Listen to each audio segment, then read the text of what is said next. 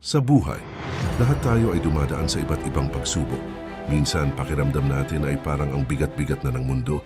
Pero tandaan mo ito, ang buhay ay isang paglalakbay at bawat hakbang ay may dahilan. Kapag nahihirapan ka, huwag mong kalimutan na ikaw ay nilikha para maging matatag. Hindi aksidente na nandito ka sa mundong ito. May layunin ka, may misyon ka.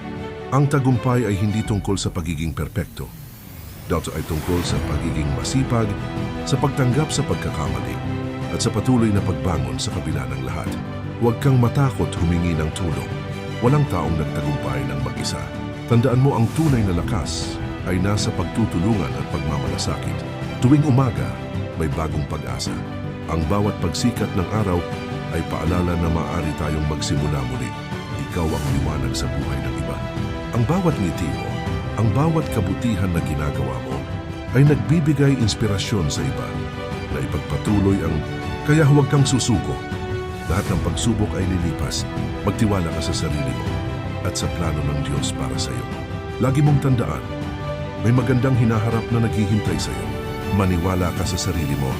Lahat ay posible sa taong may pananalig, lakas ng loob at determinasyon.